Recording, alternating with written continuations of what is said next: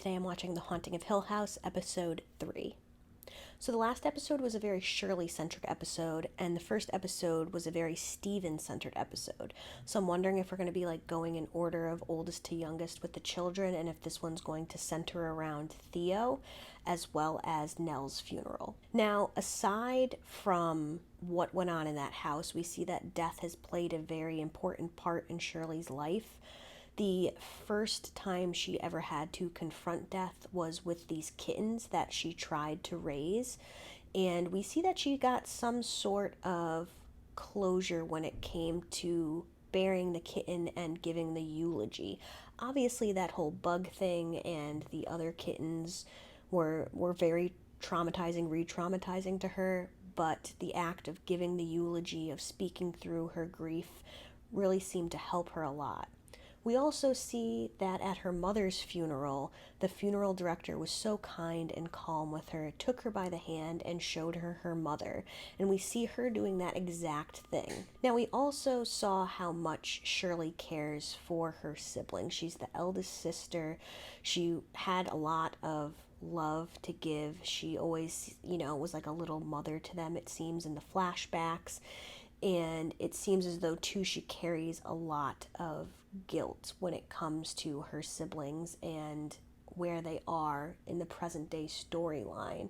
We see her thinking a lot about Luke. We see her thinking a lot about Nellie and taking on Nellie's funeral, doing the whole embalming process for her own sister. It seems like there's a lot of not just grief, but guilt there, especially when she lashes out at Steven. Look at all I'm doing. Can you please just get 2 men on a plane for me? Because look at what I'm doing. Now, when it comes to Luke, we see that she gave money for him to go to rehab, and she didn't want him to be there at Nellie's wedding because she wanted it to be perfect for Nellie. And she just seems like somebody that takes a lot on her shoulders. And just like I said with Steven, he seemed a lot like his mother in terms of explaining things away and being rooted in reality. It seems like Shirley got a lot of her mother's compassion. We see how compassionate and kind their mother was to them when they were children and had patience in explaining things to them.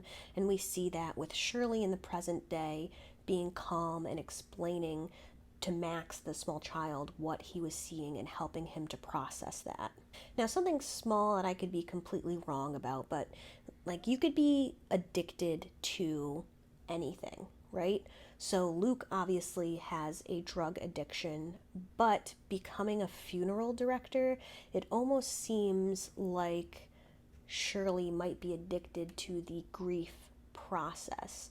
Now, again, I could be completely wrong about that, but, again, the funeral director having the eulogy and the funeral for the kitten, it seemed like something that helped her a lot, but it still seems like she's dealing with a lot of grief and guilt of some kind. Who was that man sitting on the couch that she saw?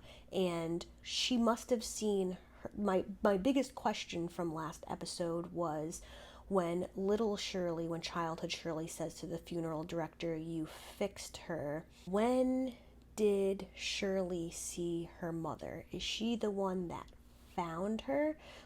Like I said, we only saw the father rescue Steven from the house, but he seems to have gotten each of them individually before he got Steven, who he got last. So did she see her mother at some point, and that's why she said that? Like I said, that's the biggest question I have. So I'm excited for this next episode. Let's get into it. Uh-oh, that door opened on its own. Is this little Theo? Or is this Nellie? Yep, Nellie? it's young Theo. I had another nightmare. Nellie, you're squeezing too tight. It does seem, though, that whatever's haunting them wants comfort. Whose hand was I holding? So I was right about the Theo-centered episode. The hand-holding thing, is that why she wears gloves? I'm sure we're going to get the answer to that in this episode, why she wears the gloves. But is that specifically why? And also, it seems that whatever's haunting them, it held the father in the first episode, and now it was just holding Theo. So is this just someone looking for comfort that they never got in life? It was a Monday, and I couldn't sleep. I went downstairs to the kitchen to get a snack, and that's the first night I saw him, Mr. Smiley, coming out from where he lives. What does Mr. Smiley look like? Just a big smile. So she's a therapist. Where does Mr. Smiley live, Kelsey? Under the house. In the basement? So we don't wear gloves all the time. You're a lot like me, Kelsey. When I was little, I was afraid of a lot of things. I didn't have to be, though. They were all in my head. I just didn't know that yet. I would imagine myself building a big wall all around me made of these strongest bricks in the whole world. And that's what you do, too, right? We're tougher than other kids. We make ourselves really safe, and no one ever gets in. Mr. Smiley does. Our other two foster kids are thriving. We just want the same for her. She was telling me about Mr. Smiley. We're more concerned about her behavioral problems at school. All our kids have always had to go through an adjustment. This Could be normal. The foster care system isn't the easiest place to grow up. And the Mr. Smiley thing, did that start right away? A few weeks after she moved in. and her behavioral issues started around the same time. Same time next week? Gloves are back on. Thank you. And also back to that brick wall. She really has a brick wall up. We saw that when she brought home a friend in the first episode. So all of these kids now as grown-ups, this is how they're dealing with the trauma that they went through. Oh, there's Mr. Smiley. Because they never dealt with it with their father. They never confronted what happened. It seems like they probably all just kind of moved on and didn't want to discuss the haunting itself. Trash. They're dealing with their own issues by dealing with other people's issues. But I'm not even sure if they know that they're doing that. Spooky box. Hang on. This is fancy. 49 Claude Riel. Damn. How did you See a know shadow that? back there. You really don't feel that? I'm sorry, I don't. Do you feel cold right there? Yep. I told you. What about there? Yep. Here too. You sure? I don't feel it here. This whole house is cold. And the food's better at home. If it's shopping you don't like, you could always find someone to go with you. Someone like that girl from last night. And give up all this. Well, it seems like she doesn't have a brick wall up around her when it comes to Shirley, though. It's a tough one today. You know, this one. Stuff. She's like a brick wall. I know the type. What'd you find? Don't know. It's like a telephone, but for inside the house. Oh, what is that smell? Not smell. You can't smell that? Smells the same in here as the rest of the house. And this was a sick bed. How do you know? Hello? Hello? I can hear you, Nellie. You guys have fun. How'd she know it was a sick room? No, it's Rice now. You need Will you call me Theo? Hi, Theo. So she's okay with touching the hands of the kids that she's working with. Just trying to take ownership of something that doesn't belong just to me. So you're pulling the book? I'm offering to share the book. I'll give each of you 8% of any royalties. It's all about the money for you, Steve. We're well aware. Of course it's about the money. I mean, you guys have read it, right? I haven't. Why bother? I've heard the various versions my whole life. I've heard Luke and Nellie's ghost stories. No offense, Nellie. Okay. I've heard you and Steven do your best James Randi impression, where you say how crazy everybody was. And she's stuck in the middle. Just would rather focus on living my actual life. The oldest two trying to explain everything away, saying that they were just crazy like the mom, and the younger two who had way more interaction with the paranormal. It's blood money, Steve. You're welcome to every red cent. So the book is probably what really pushed people aside, or pushed them apart.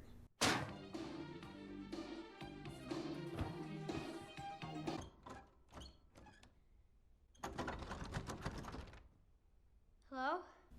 Ooh, that got me. It's really intricate door handles and doors. Is that what stops them from coming in? Nope, still a dancer.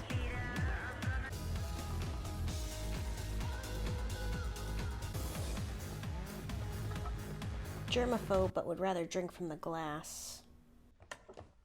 think you're doing? I was just giving my truck a ride. Your little brother was getting into trouble. Want to let go of his arm? Why are you yelling at him? Because the dumbwaiter is not a toy. It can be dangerous. That's all you need to say. Yeah. You don't have to be so mean about it. She's not mean. She's scared. What makes you say that? Theo's very in tune. That's probably why she's such a good therapist, though. Oh, and the little girl said she saw Mr. Smiley when she went down at the night to get a snack. What are you doing? Trying to take a ride in this elevator? Dumbwaiter. I know it works. Please, Theo. Is he gonna get trapped in there or something? It's giving me Sixth Sense vibes. You ready? Up, Theo! I think the ghosts had other ideas. Theo! And Mr. Smiley was under the house. There's a room down here. There's a ladder down here on the wall. There's something down here. Just hang on, I'm trying. Theo! Ew.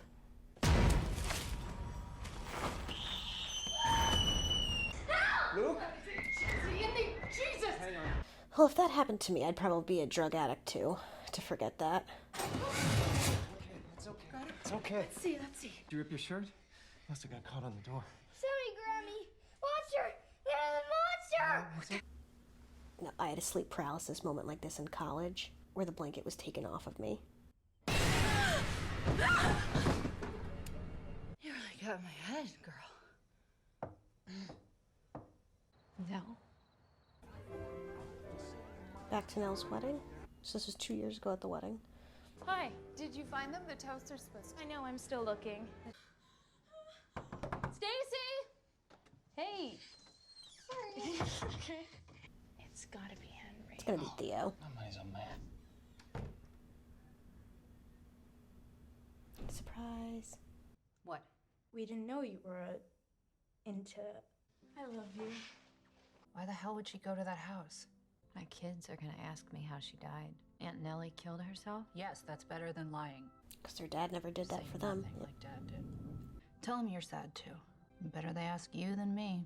Because I don't want to have to tell them that I'm fucking pissed at Auntie Nell, who should have known better. I gotta go. Sorry, I can't, Cheryl. Hey. Can I come in? Listen, I'm sorry, okay? It's okay. First they said Abigail's not real. Now they said the basement's not real. Well, this is why she became a therapist, because I believe you. she believes the kids in a way, but wants to give them some kind of closure and explanation like they never got. It seems to be a washing machine over the top of it. Did the Dudleys put that there, or... The kids are brave, though. They seem to always do things on their own. I would have definitely gone and gotten a parent to be like, oh, look, trap door. Why do I feel like that trap door is going to close on her when she's down there, and she's going without a flashlight or anything? Well, she had the sixth sense to find the alcohol in that box, and now she found all the alcohol in the basement. Something gonna be behind her. Piece of Luke's shirt. How would it get over there if he never left? The dumbwaiter. We're so scared.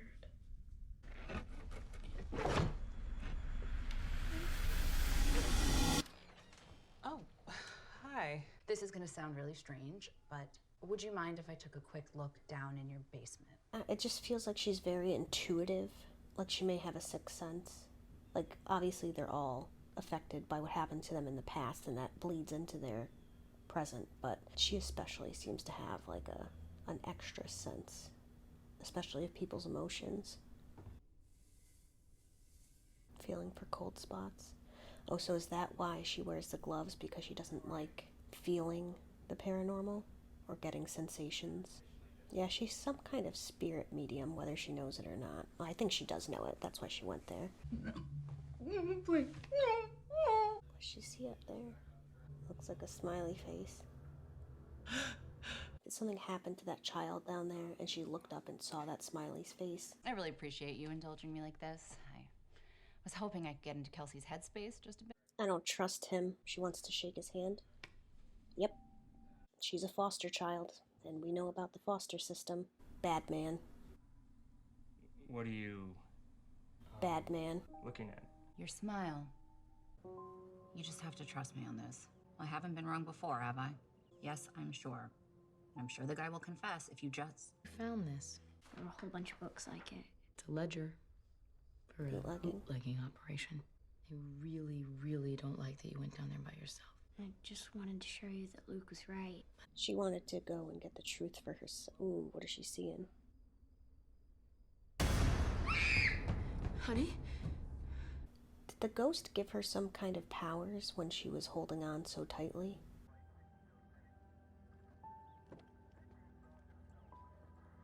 Would you look at that? They must have dug it right into the wall. How the hell did she find this? Come here, my love. You know, your dad was telling me a story about the wine. How'd you know? Oh, does the mom have those powers too? That's why she gets the headaches. They started when I was a little girl. Your grandmother was like that too. A gift passed down. Shirley says some things sometimes when she's sleeping better. And I asked Nellie what she thought about the house when we moved in. She said it was loud. Noticed you always wear sweaters inside, even though it's summer. These will help with the cold. And the other thing. Gloves? We'll talk a lot more about it as you get older. If you're feeling overwhelmed and you think nobody will understand, you can talk to me. Thanks. You're not scared Shirley's gonna kill you for this? No hug? It's gonna be too much contact. She's gonna see. You know, I was pretty impressed by what you wrote about that night. What night? That night. That was really wild stuff, considering that you were asleep for what? Like 99% of it? So what are you gonna do with the money? Is she inferring that he knows more than I'm he gonna should get have? my fucking PhD. And she does. Good for you. Is she gonna go commune with Nell? Jesus, what? Is she gonna get anything?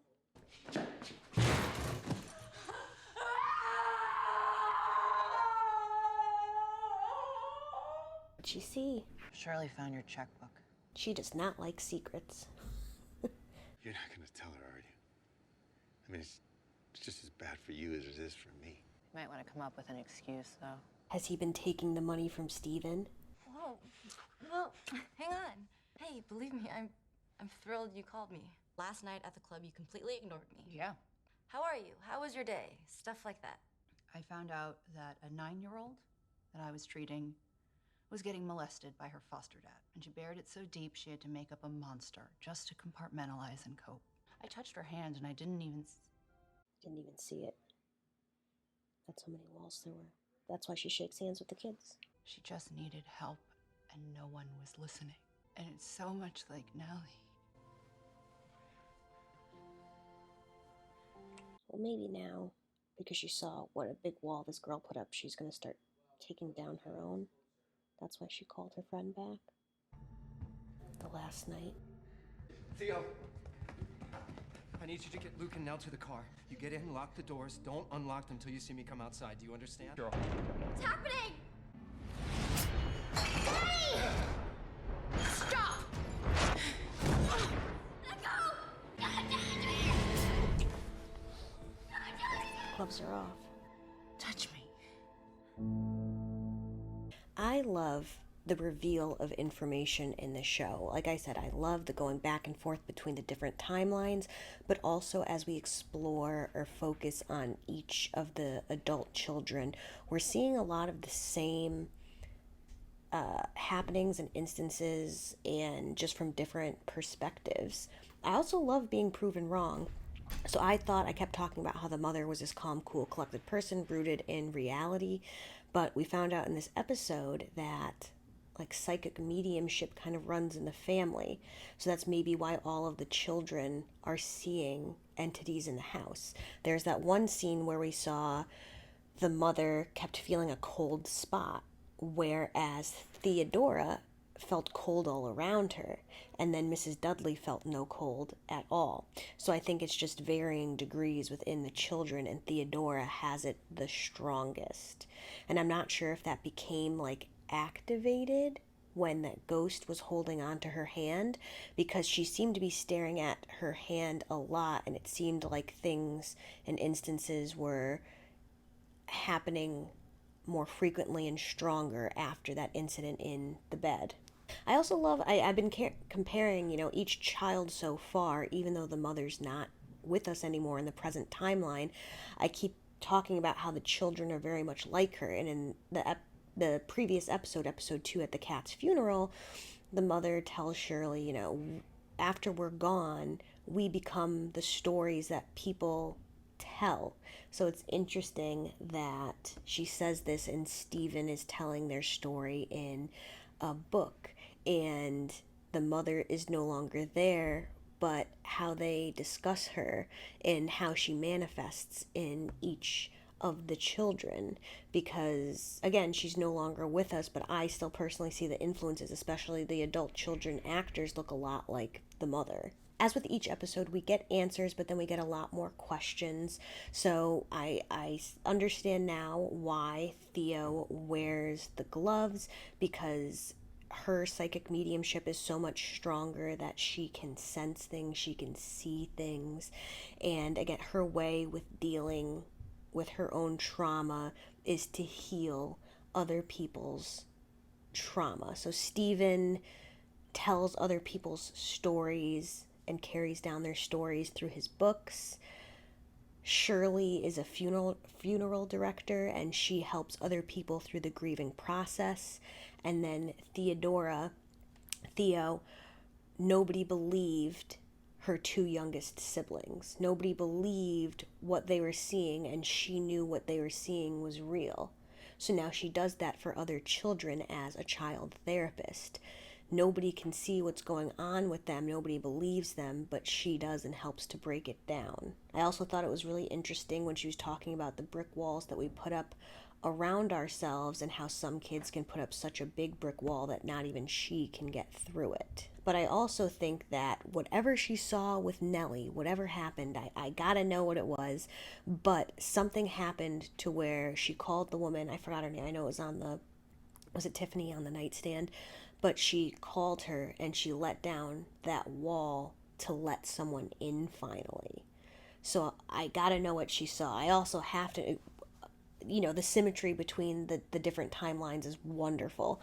So she saw something when she touched Nellie's body. We don't know what it is, but also the same thing somewhat happened when the night of the incident happened. She was touching her father and we saw some flashes, but we don't really know what happened. It looked like Nellie was having some kind of tea party. It looked like the mother was up against the wall and she was saying, "Don't touch me, don't touch me."